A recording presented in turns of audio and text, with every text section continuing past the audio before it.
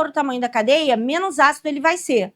E aí a lógica, se acidez e basicidade andam ao contrário, grupos que atrapalham a acidez, porque são grupos doadores, então metil, etil, propil, isopropil, são grupos doadores. Esses grupos deixam o ácido mais fraco, então cadeias longas são mais fracas que cadeias curtas. Eu sempre vou ter que pensar que, em relação à basicidade, ela vai fazer o serviço contrário. Esses grupos aqui, quanto maiores eles forem, mais doadores eles serão e mais eles favorecem a basicidade. Bom, galera, o que eu não posso esquecer? Na ordem, faria muito sentido, vê se você concorda comigo. Se eu troco esse grupo por um radical, beleza, esse radical aqui, ele é doador, ele melhora a basicidade. Faz sentido. Aí eu troco um segundo, que eu vou chamar de R'. Pô, beleza, então agora eu tenho 2 grupos doadores, portanto, melhorou a basicidade mais ainda, né? Então faria muito sentido se eu trocar aqui um terceiro por um R2', ele ficasse ainda mais básico, não faria? Só que não fica. Pô, Fê, mas por quê? Porque a gente não consegue, às vezes, lembrar, e isso é normal, tá, gente? Porque a gente escreve no quadro um Rzinho assim, dá a impressão de que eles são pequenininhos. Mas eu não posso esquecer... Deixa eu botar minha canetinha aqui. Cadê minha canetinha?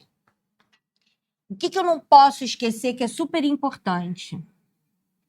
Esses grupos, eles são tridimensionais.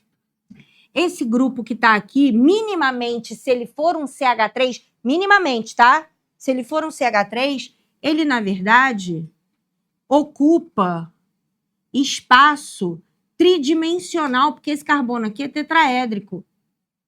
Então, na verdade, esses grupos aqui, eles, quando estão os 3 ocupados, eles acabam atrapalhando a entrada do novo grupo que quer o par, porque eles não deixam espaço para esse grupo entrar. Então, uma mina terciária, até esperaria-se que ela fosse mais básica, porque eu tenho 3 grupos doadores, mas existe um problema chamado impedimento estérico, impedimento espacial. Esse impedimento espacial faz ele ficar em terceira colocação. Então, a mina secundária tem 2 grupos doadores e espaço. A mina primária tem 1 grupo doador e espaço. A mina terciária tem 3 grupos doadores, mas não tem espaço. O espaço é ruim. E depois vem as aromáticas, lá no final. Por quê? Porque o grupo fenil, o grupo aromático, ele é um grupo que atrai elétron. Ele é um grupo que puxa elétron para si. Porra, se a ideia é doar elétron para facilitar ele ser básico, um grupo que puxa elétron não ajuda. Então, as aminas aromáticas são péssimas bases, tá? As aminas aromáticas são bases horrorosas, porque esse grupo fenil é um grupo eletroatraente, não eletrodoador. Então, o grupo fenil ajuda a acidez e atrapalha a basicidade, tá bom? Aqui tem 2 exemplos só, né? Tamanho de molécula, só para vocês verem. As aromáticas são péssimas bases, tá? As aminas aromáticas são bases horrorosas, porque esse grupo fenil é um grupo eletroatraente, não eletrodoador. Então, o grupo fenil ajuda a acidez e atrapalha a basicidade, tá bom? Aqui tem 2 exemplos só, né? Tamanho de molécula, só para vocês verem. Então, um ácido de 1 carbono, um ácido de 2, e você vê que ele muda 10 vezes, né? Então, um aumento de 1 carbono da cadeia faz o ácido ficar 10 vezes menos ácido, tá? Então, fica aí a dica para você não esquecer nada sobre acidez e basicidade. Tranquilo? Seguiu questão 4, questãozinha de conta. A gente vai falar de radiação do urânio 235. Ele fala que um analista pretende estimar a quantidade de radiação emitida pelo urânio em 1 tonelada de combustível, exaurido depois de 2 decaimentos radioativos, com a finalidade de avaliar diferentes métodos de armazenamento. Ele diz que o urânio contido em pastilhas combustíveis é de 35% massa-massa, partindo da referência de 1 grama de minério, que apresenta atividade de 568 becquerel e concentração mássica de 0,71, com a energia aproximada em megabecquerel, estimada pelo analista. Então, vamos passar do primeiro ponto. Primeira coisa que a gente tem que pensar é, ele fala de 1 tonelada de combustível, tá? 1 tonelada, tudo que eu tenho. É o início, tudo. 100%. E ele diz que esse cara tem 35% massa-massa. Então, 35% dessa massa é urânio. Então, 35% moleza de calcular. Porque ali é 1, né? Tudo potência. Se você trabalhar isso aqui em potência, fica a conta ridiculamente fácil. E aí, depois eu vou fazer essa mesma lógica para o meu processo de 1 grama com 0,71. Tá? Então, eu fiz 1 tonelada com 35 e fiz 1 grama com 0,71. Então, ó, 1 grama é o 100% da massa exaurida, 0,71 vai me dar 0,71 gramas de urânio 235 nesse valor aqui. E aí eu sei o seguinte, esse 0,71, ele diz para mim que tem uma atividade de 568, ó. 0,71 gramas de urânio vai dar uma atividade de 568. Só que eu não trabalhei com 1 grama de minério, eu trabalhei com 1 tonelada. Tá? Isso aqui é para 1 grama. Então, ele diz que 1 grama desse minério, que tem 0,71 gramas de urânio, vai liberar essa quantidade de energia. O que eu trabalhei na vida real, o que eu trabalhei na usina, foi 1 tonelada de urânio, que tem esta quantidade de urânio puro, tá? Isso aqui é o minério. Então, essa é a quantidade de urânio que eu efetivamente trabalhei, quanto que eu vou liberar. E aí, como ele dá em becquerel, lembrando que mega é 10 a 6, então, ó, 1, 2, 3, 4, 5, 6, eu tenho... Cadê? R$ 2.800. Ok? Tranquilão? Questão fácil, né, galera? Questão mole.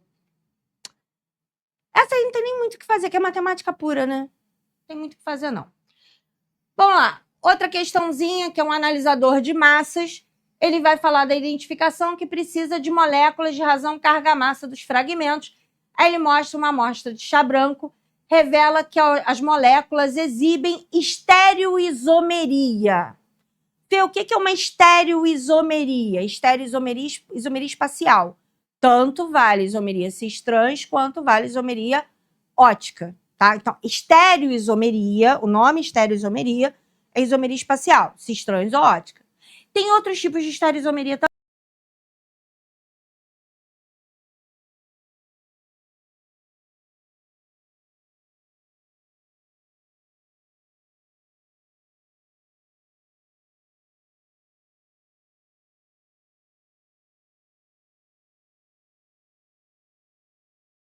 Também, que no ensino médio a gente só vê essas duas, tá? Mas não são só essas duas que existem, não. Entre as moléculas detectadas, cujas estruturas se apresentam abaixo, ele quer aquela que apresenta somente isomeria geométrica. Tá? Então, a gente vai procurar aqui quais ou qual se apresenta somente com a isomeria geométrica. Ele não quer isomeria ótica. Ele não quer isomeria ótica. Então, tem alguns que vão ter isomeria ótica, ele quer aquela que apresenta isomeria cis-trans. Então, vamos lá. Essa primeira não tem isomeria cis-trans. O que ela tem aqui é carbono quiral. Então, se você olhar aqui, ó, tem um hidrogêniozinho perdido aqui. Então, eu tenho hidrogênio. Aliás, para a gente observar a isomeria cis-trans, a isomeria ótica, eu tenho que olhar... Isso foi uma pergunta que me fizeram também. Gente, é tudo para cima, não é só o vizinho não, tá? Tudo para cima, tudo para baixo, tudo à esquerda, tudo à direita, tudo, grupo todo. Então, aqui eu tenho hidrogênio, e numa cadeia cíclica, o que eu vou fazer é andar no sentido horário e anti-horário para saber se os grupos são iguais ou diferentes. Quando eu ando no sentido anti-horário, de cara eu dou de cara com oxigênio. Quando eu ando no sentido horário, eu dou de cara com CH2. Então, esse grupo aqui é imediato, assim. Tem um H, tem todo esse grupo aqui, andando para um lado oxigênio, andando para o outro CH2. Então, já sei que ele é um carbono quiral. Não é o que eu estou procurando. Essa aqui não tem nada. Nem isomeria ótica, nem isomeria cis-trans, não tem nada. Isso daqui não tem em um desses tipos de isomeria. Então, eu estou marcando com um asterisco que é carbono quiral, tá? Só para facilitar a vida. Aqui, carbono... uma dica importante. Carbono de dupla, carbono de tripla, carbono que é CH2 e carbono que é CH3 nunca são quirais, tá? Carbono de dupla, de tripla, CH2 e CH3. Então, ó, dupla, dupla, dupla nunca serão quirais. Esse aqui é um CH2, não vai ser quiral. Então, eu tenho esses dois grupos. Aqui eu tenho uma hidroxila, tem um hidrogênio escondido aqui. Então, para baixo é um H, para cima tem um H, para cá todo o grupo CH2OH e para cá todo o grupo, que é essa cadeia grandona aqui. Então, ele é um carbono quiral. Já esse aqui tem um hidrogênio para cima, tem... Vou até marcar de cor diferente para facilitar a tua visualização, ó. Tem hidrogênio. Para cá, todo esse grupo, todo grupo para cá, todo grupo. E aí, quando eu olho no ciclo, andar no sentido horário, eu dou de cara com oxigênio. Andar no sentido anti-horário, eu dou de cara com C, tem uma dupla, tem um OH, é diferente, né? Andar para um lado, eu dou de cara com oxigênio. Para o outro, eu dou de cara com C, com dupla, com OH. Então, esse cara também é quiral. Aqui embaixo, carbono de dupla nunca é quiral. CH2 e CH3, CH2 e CH2 nunca são quirais. Então, CH2, CH3 nunca são quirais. Carbono de dupla nunca é quiral. O que eu tenho aqui como quiral é esse cara aqui. Um NH2 para cima, tem um hidrogêniozinho para baixo, todo esse grupo para a esquerda, todo esse grupo para direita, todo aqui, né? Todo esse grupo para a direita. Então, ali eu tenho carboninho quiral. O que eu quero é isomeria cis-trans. Ali, eu até tenho carbono quiral. Todos aqueles carbonos que eu marquei são quirais. Todos eles, tá?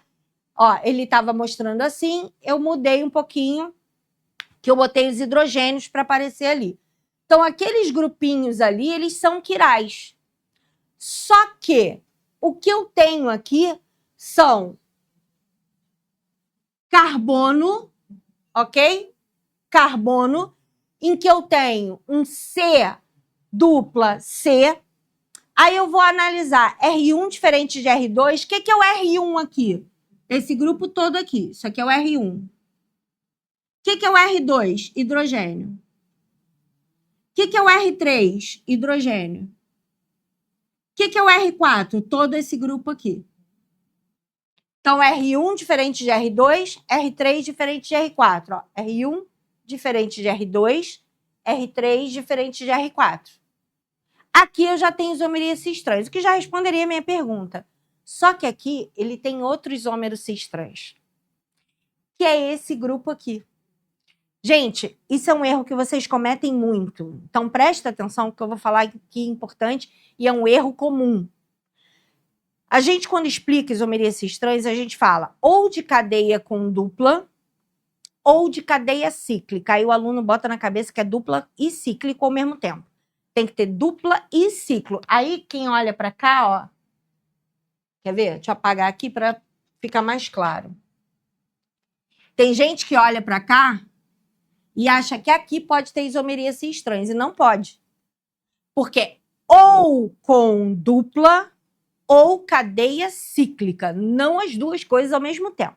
Então, aqui é um ciclo com dupla. Então, aqui, ó, não tem isomeria cis-trans, tá?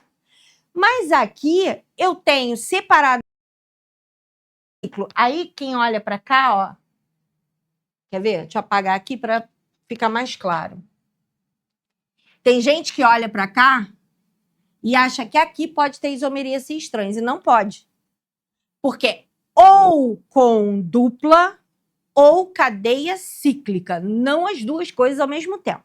Então, aqui é um ciclo com dupla. Então, aqui, ó, não tem isomeria cis-trans, tá?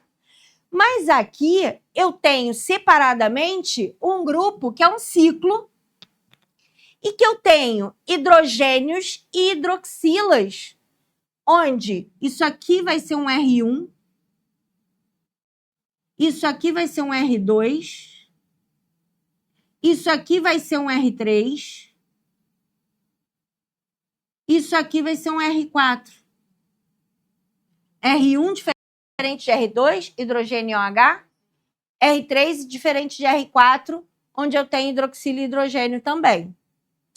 E aí repara que essa cunha cheia e cunha vazada são importantes para essa parte. Por quê? Cunha cheia e cunha vazada dizem para mim se elas estão do mesmo lado do plano. A cunha cheia, ou ela me dá a dica de que ela tá os dois para cima do plano, tá, os dois para cima do plano, e a cunha vazada para baixo. Ou se ela estiver assim, a cunha cheia está para frente do plano e a cunha vazada está para trás do plano, tá? Então vou repetir. Cunha cheia e cunha vazada são ligações simples, tá? Quando você der de cara com essa cunha cheia e essa cunha vazada, são ligações simples. Nada mais que uma ligação simples. Só que ela está dizendo em que lado que ela está do plano. Então, ó, plano está aqui. O ciclo, plano está aqui. Cunha cheia, os grupos estão para cima do plano. Cunha vazada, para baixo do plano. Se ela estiver assim, de frente, a cunha cheia está para frente do plano e a cunha vazada está para trás do plano, beleza? O que significa dizer que esses dois hidrogênios estão para cima do plano. Os dois hidrogênios estão para o mesmo lado do plano. E as duas hidroxilas que estão de cunha vazada estão para baixo do plano. Ou seja, esse grupo aqui é um grupamento cis. Esse grupo aqui é um grupo cis. Os hidrogênios estão ambos para cima e as hidroxilas estão ambas para baixo. Já aqui eu tenho um grupo trans. Por quê? Numa cadeia, quando é dupla, porque quando é ciclo eu tenho que saber se está para cima ou para baixo do plano. Quando é dupla, eu passo uma linha no meio da dupla e aí eu vejo os grupos maiores, os grupos de maior massa, que no caso são esse aqui, o hidrogênio tem menor massa, e eu vejo esse outro grupo aqui, ó. E eles estão de lados contrários ao plano, então ali eu tenho um grupo trans. Então, a estrutura que apresenta isomeria geométrica é a letra C de casa, beleza? E aí eu posso identificar, como eu falei com vocês, né? Como é que eu identifico uma isomeria geométrica? Gente, de novo, já falei, vou repetir. Looping do Dormammu. Repetir. Não é para ter dupla e cadeia cíclica. É ou dupla ou ciclo. Não as duas coisas ao mesmo tempo. Então, se eu tiver uma cadeia com dupla, o que eu vou procurar? R1 diferente de R2, R3 diferente de R4. Se os grupos de maior relevância estão do mesmo lado, e aí eu vou identificar o lado passando uma linha no meio da dupla. Eu traço uma linha no meio da dupla e essa linha no meio da dupla diz para mim se esses grupos estão ou não no mesmo lado do plano. E aqui os meus grupos de maior importância estão do mesmo lado do plano, sendo o grupo cis. E aqui esses mesmos grupos estão de lados contrários ao plano, sendo trans. No ensino médio, não é muito comum o que eu vou falar agora, mas como as coisas estão começando a mudar, é bom fazer um comentário. Nesse caso aqui, são grupos idênticos, né? Metil, hidrogênio, hidrogênio. Realmente a gente usa cis e trans. Quando os grupos são distintos, hidrogênio e cloro, metil e etil, o certo seria usar E e Z, tá? O cis e o trans passa a se chamar E e Z.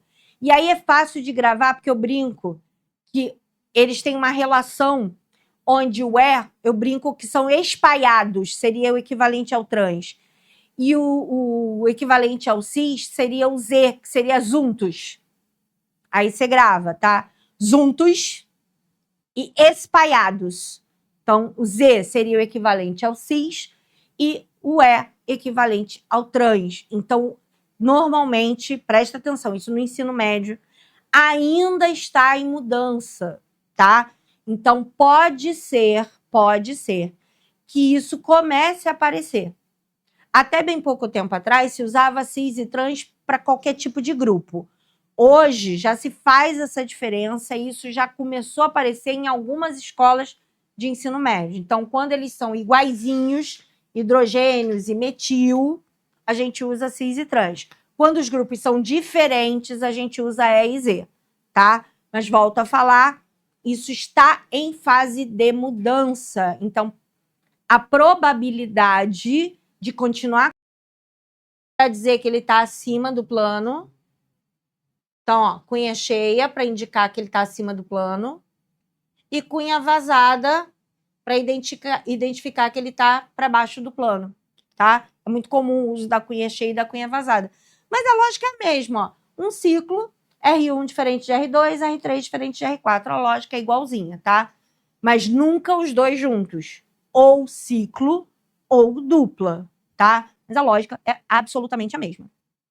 E aí, pra gente lembrar da isomeria ótica, que é a outra isomeria que a gente estava falando, que ela também é uma isomeria espacial, a gente tem aqui a possibilidade de uma luz, que a gente chama de luz polarizada.